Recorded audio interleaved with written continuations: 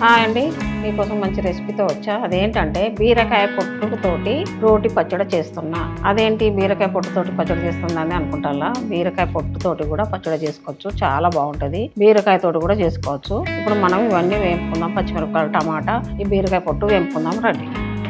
Stove ముట్టించుకొని కడాయి పెట్టుకోవాలండి. కొన్ని పల్లీలు వేపుకోవాలండి. పల్లీలు వేగిపోయినాయండి, చిన్న ప్లేట్లో పెట్టేసుకోవాలి. ఇలా నూనె పోసుకోవాలండి. ఒక స్పూన్ జీలకర్ర, మనం కారం తగ్గట్టు పచ్చిమిరపకాయలు వేసుకోవాలి. ఇది కరివేపాకు, పచ్చిమిరపకాయలు వేగిపోయినాయండి. ఇవి తీసి ప్లేట్లో పెట్టేసుకోవాలి. 2 టమాటాలు కట్ చేసి పెట్టాను, ఇవి కూడా నూనెలో వేసుకోవాలి. టమాటా కూడా నూనెలో ఉడికిపోయిందండి, ఇంకా తీసేసి ప్లేట్లో పెట్టేసి. ఇప్పుడు మనము బీరకాయ పొట్టు వేసుకుందామండి.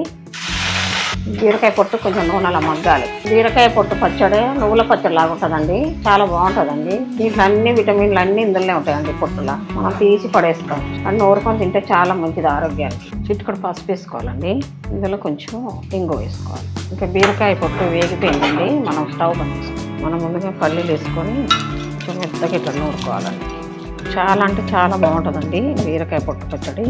ఇప్పుడు మిరపకాయలు వేసుకుందామండి. ఇవి కూడా మంచిగా మెత్తగా దంచుకోవాలి. మనకు రుచికి తగ్గట్టు ఉప్పు వేసుకోవాలండి. ఎల్లిపాయలు కూడా ఒక గడ్డ తీసుకున్నాండి, నేను పొట్టు తీయను. ఇది కూడా ఇందులో వేసి మంచిగా దంపుకోవాలి. రోటి పచ్చడికి చాలా బాగుంటుందండి. ఏ పచ్చడి కానీ రోటి పచ్చడి చేసుకుంటే చాలా టేస్ట్గా ఉంటుంది. ఎక్కువ చేయకుండా కొంచెం కొంచెం చేసుకోండి. మిరపకాయలు కూడా మంచిగా మెరిగినాయండి.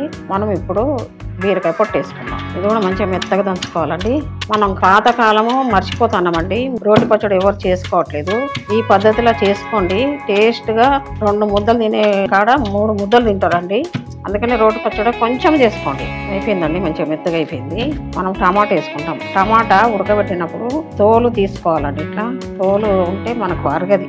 బీరకాయ రోటి పచ్చడి మెదిగిందండి. లాస్ట్లో కొత్తిమీర వేసుకుందాం. కొంచెం పచ్చడి వేస్తే మంచి సువాసన వస్తుందండి, కొత్తిమీర స్మెల్ బాగుంటుంది.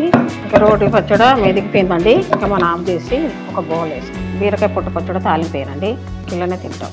చాలా అంటే చాలా బాగుంటుంది. మనము ఏది వేస్ట్ చేయకూడదండి. ఇలా కొంచెం అన్నం వేసి మంచిగా కలుపుతా ఉంటాం. చాలా బాగుంటుందండి. రోట్లో ఇట్లా కలుపుకుంటే టేస్ట్గా ఉంటుంది. చూడండి, చాలా బాగుందండి. ఇంతేనండి, టేస్ట్ అయితే చాలా బాగుంది.